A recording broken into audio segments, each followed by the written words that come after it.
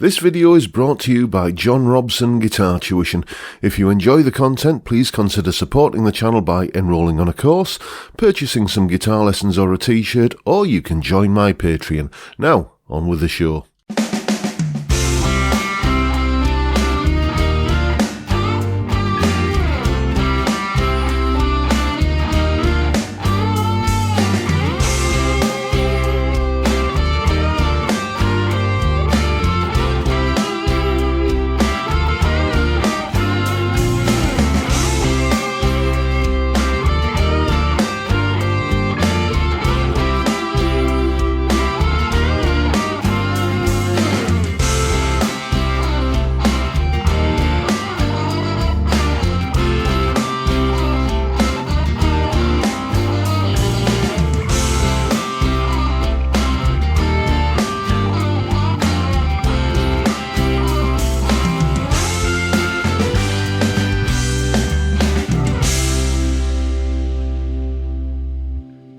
Hello chaps, welcome once again to John Robson Guitar Tuition.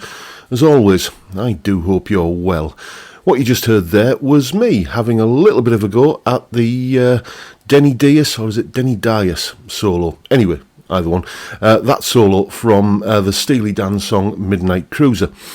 It's a song that I first discovered via a compilation album when I was growing up, kind of a young man, a long time ago. Steely Dan, they were a band I was aware of, and I was aware that people regarded them very, very highly. They were on my sort of to-do list to check out. So when a band is in that sort of, when I'm thinking, I must check those guys out, you go out and buy a compilation album, and I did, and this is one of the songs that was on it. I never realised until I started going and checking out, the kind of chronological order of their catalogue, that this was from quite so early in their career. 1972, this came out on the Can't Buy a Thrill album, the first album. And, it didn't strike me as being a band who were, kind of in the early stages of the career. It sounded fully formed. It didn't sound like there was still, work going on to kind of hone the sound. And it remains to this day one of my favourite Steely Dan songs. So that's why I thought I'd do a little analysis of the solo. So you've heard what the solo sounds like, or my version of it anyway. Let's have a little bit of a look at what's going on in the solo. Solo explanation. Okay, starting as always with the chords. The solo is played over. The easiest way to play the chord sequence going on under this solo is to capo up at the 3rd fret. And basically we have this little kind of riff that underpins most of the solo. It goes like this.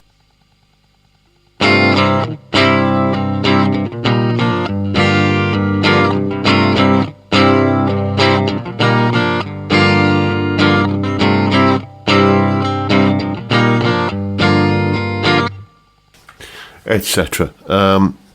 So let's look at what's going on there. It starts with this one I kind of think of as the All Right Now move, which is essentially playing that single finger A chord here. We're capoed at the 3rd fret, so it's not really an A chord, we're actually in C, but we'll come to that shortly. But think of this single finger A chord, and then you're putting this D on in front of it here. So that's the basically 2nd finger at the 3rd fret on the 2nd string, and 3rd finger at the 4th fret on the 4th string. All these fret numbers are, of course, in reference to the capo. So we get, and then essentially we take that down a whole tone. So we're kind of playing it around a G chord this time. So think about playing the G chord like that.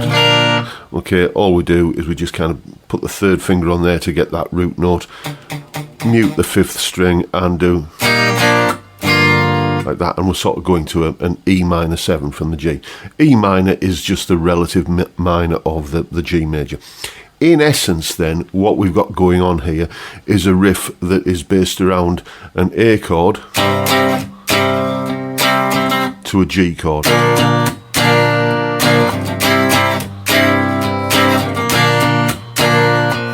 Like that. That's kind of the core of what's going on. And of course we're capoed at the 3rd fret, so it's not really an A and a G, it's a C and a B flat.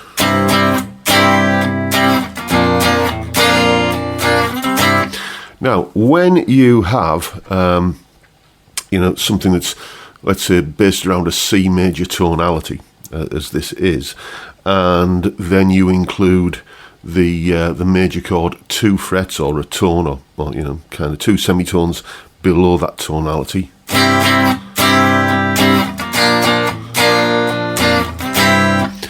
That is pretty much the essence of what we call the Mixolydian mode. And if we look at the notes in the Mixolydian mode, you can see we've got C, D, E, F, G, A, B flat and C.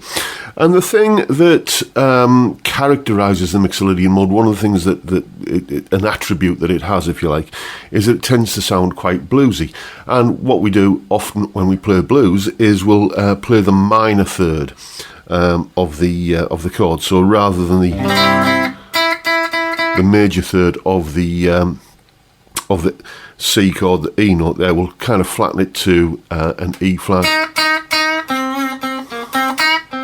and it just gives it that kind of bluesy kind of tension, which fits this Mixolydian thing quite well.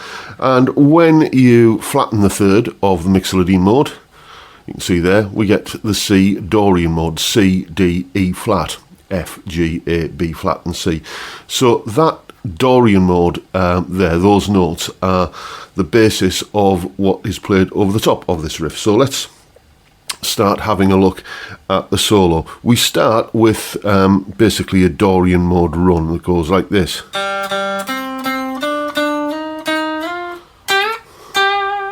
Like that. So that's basically, if we look at those notes, of G, C, D, E flat, F, G, and then bend the G up to an A and back down. And then we do a variation on that.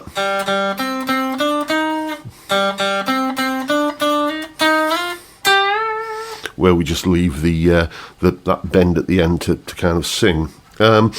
Then we go into a harmony section, again based on those notes, C, D, E flat, F, G, A, B flat, the C Dorian mode, like this. I'll play the main guitar part first, and then we'll look at the harmony that is played actually underneath the main guitar part. It goes like this.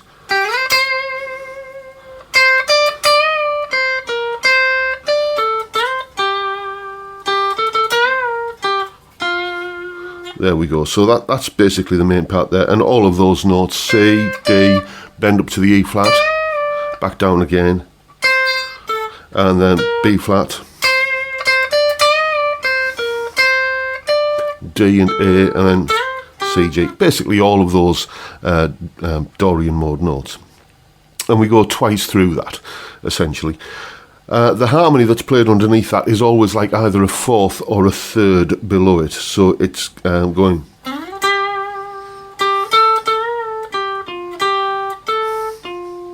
Where does it go after that? There we go. So.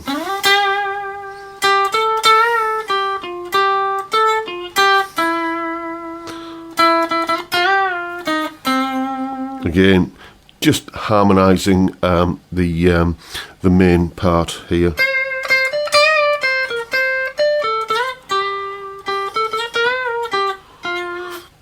Playing, as I say, either a fourth or a third below all of those notes. After the harmony section, we come out of that into a section that's basically just using C major pentatonic with one little passing note, which we'll come to in a moment.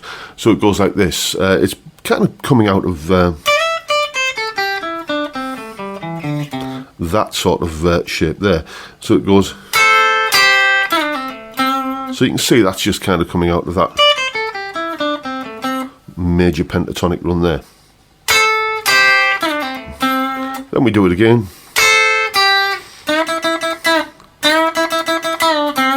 Like that, something like that. Then we go like this, a little variation on it. Let me have a look at the tab. There we go, yes.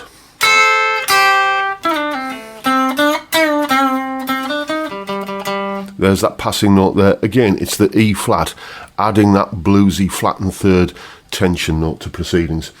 And then we just kind of take it home with more variations on this major pentatonic motif.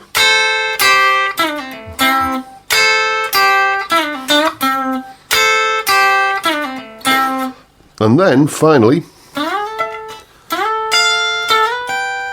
excuse me,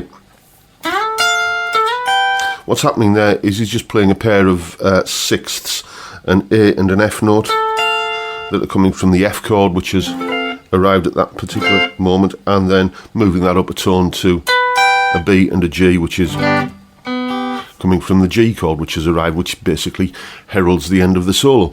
So there you go. That's what's going on in this, I think, fantastic little solo from Steely Dan's Midnight Cruiser. Now you know what's happening.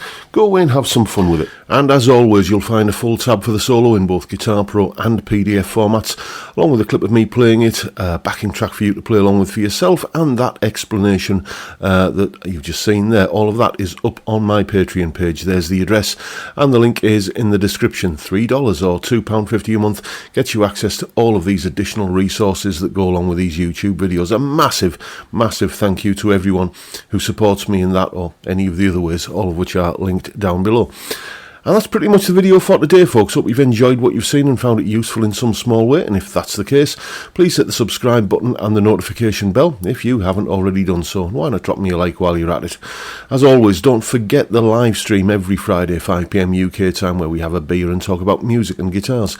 Great way to kick off the weekend, and I'd love to see you there if you can make it. But for now, I'll bid you all a good day and say thank you so much for watching. Thank you for your time.